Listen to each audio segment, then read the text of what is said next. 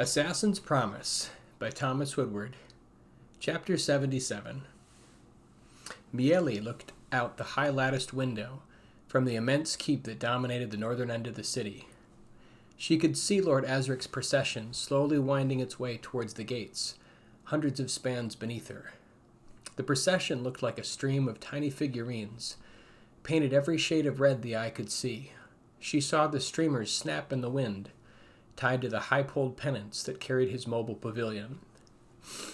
Miele had held herself in readiness for weeks now, but still no word had come from her master. She studied Asric from her vantage point, trying to look past the mask he wore constantly, to see the man underneath. What weaknesses had she learned of in the months' patient espionage she had carried out? Hardly anything. The man was reserved beyond all reason, and never betrayed information in public spaces. He was exceedingly careful on that last point. She had searched his rooms on multiple occasions, but had yet to tease out the location of his private writings, if he had any. Most men in his position were weak in some way.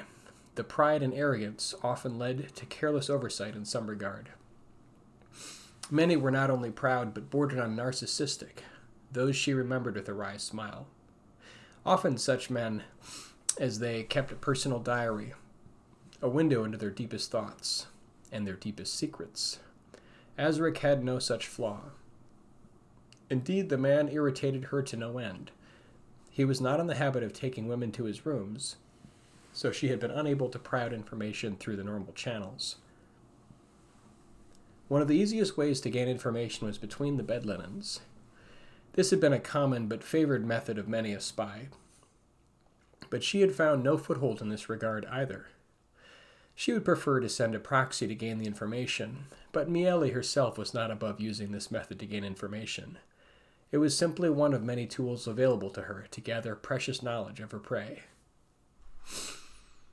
She had searched for some connection he held in close confidence, a friend, a lover, something, but there had been nothing.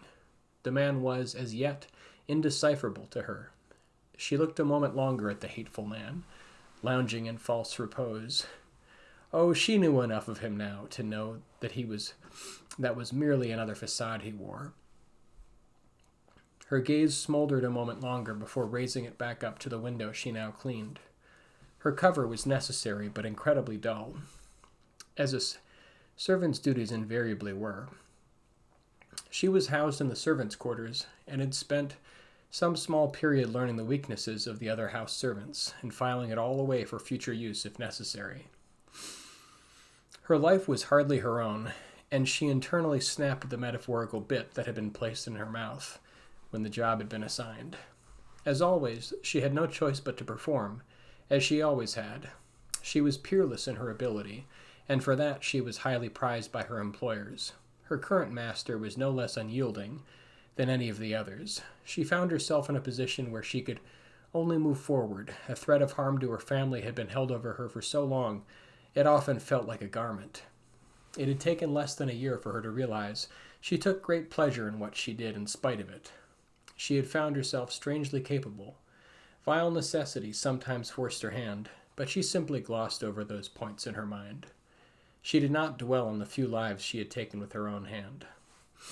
She had completed each task mechanically at first, then with growing skill and relish as time went by. No matter. They had been her prey. They had gambled and lost. Asric would not get the better of her. She fastened her eye on him again. She kept it there until he disappeared under the gate. Pulling herself from her task, Miele moved with alacrity down the hallway. Returning to the servant quarters, her job of cleaning this span of windows now complete. She always managed to complete her tasks early. She was not so stupid that she alerted Mistress Dovell the moment she finished them, however. She had no desire for additional work being added to her needlessly. She only did just enough to avoid suspicion, never complained, and did not gossip more than what was expected of the other servants. She had to be careful not to let on that she knew too much. Otherwise, one of Asric's spy masters would have long since discovered her and silenced her. She walked a careful line. It was far more difficult to know just enough without appearing to know too much. Servants had disappeared for less. Lord Asric had a cold temper that did not often flare, but when it did, it was followed by a fury that often left a trail of destruction behind him. He was careful and calculating. She was aware that he never killed more than was necessary to send a message. After all, he believed in efficiency of rule beyond all else. She admired the cold intellect that drove his actions. She herself had often dictated the lives of her prey out of pure expediency. She had found she could make these decisions with a detachedness that others abhorred. She smiled in the darkness as she passed through the dim entryway to the servants' quarters. She could see Pavitt ahead, standing against the wall, no doubt shirking some form of work as best he could. A tall, lean bully of a man, Pavitt was another servant, but he worked in the dining area.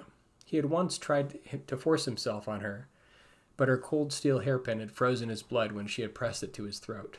She could have killed him, but would have been messy and would have raised other questions. Instead, she had proved her dominance, and he kept his head down as she passed. Like all true bullies, he was easily intimidated once properly broken. As she passed him, she patted his cheek fondly, looking on with cold eyes. She enjoyed a moment of pleasure as she moved on. He was weak, like so many others she had dealt with. Reaching her quarters, she lay back on her simple pallet, slowly working some of the knots and tension from her shoulders. With luck, she would have an hour or so to herself before she was noticed for shirking work. She tried to pull her mind from the large ogre of a woman who was the mistress of servants. Dovell endlessly prattled on about how they should all be thankful that she had let each of them stay on. The woman belittled and whined with equal skill. Her incessant, high-pitched voice rang in Miele's head. She could not get rid of the woman. Oh, she had dreamed of slitting the matronly woman's throat on several occasions, but she knew she had to hold her tongue. For now.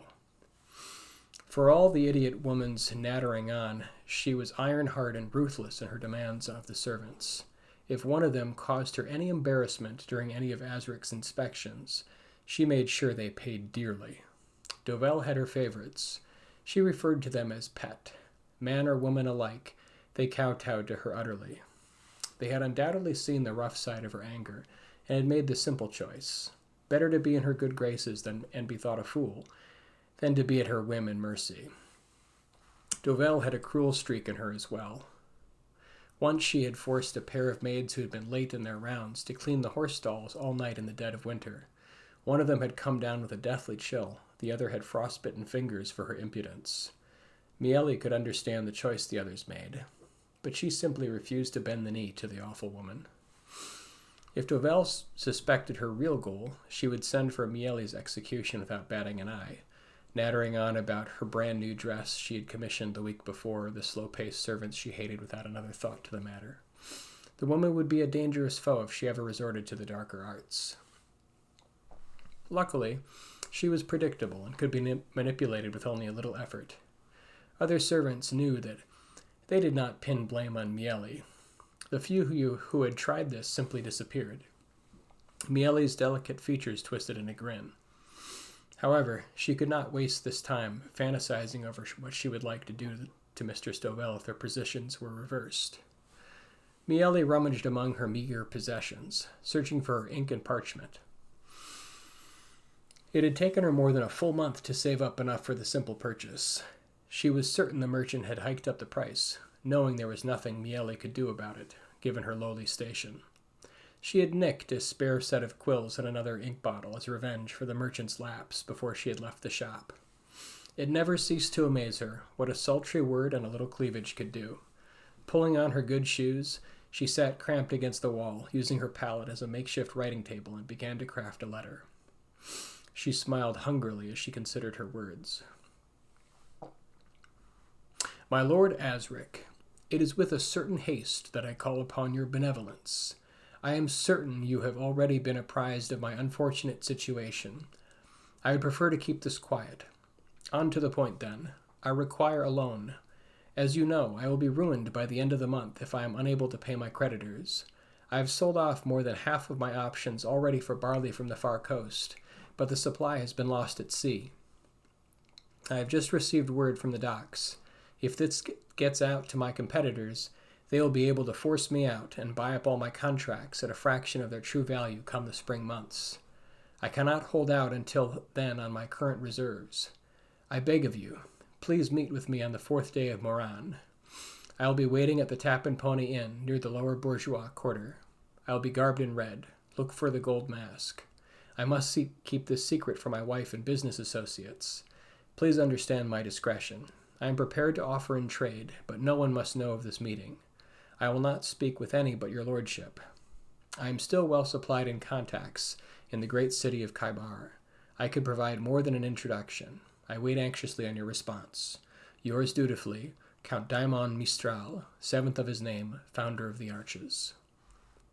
Sealing the letter with deft fingers, Miele blotted the bright red wax seal. She held a full set of seals that shone dully from the inside of a small pouch she had secreted under a tile beneath her narrow palette. Holding the letter aloft, she blew sand over the wax, causing the seal to fill in. The black sand filled in the outline of a rising arm outstretched towards a distant tower and the tiny image that had been pressed into the blood-red wax.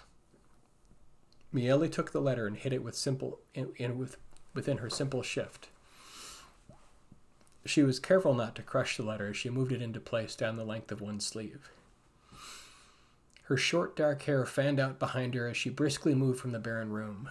Dark tresses fell across her eyes before she pulled them into place behind her in her characteristic bun. It suited her. The long steel hairpin slid back into place, hidden. She saw the form of Mr. Stovell looming ahead of her, and she ducked into a narrow hallway, turning her back on the older woman as she passed by. "Miele, you shirker! Get out here. I thought you knew better than to try my anger." Mr. Stovell's face had taken a hard cast and her eyes glinted like forge fires. Miele flinched, hunching her shoulders instinctively, slouching before turning a surly eye on Dovell. How she wished she could cow this woman. She bent into a low curtsy, her mouth forming a thin line. She did everything to change her features into something more docile. She failed.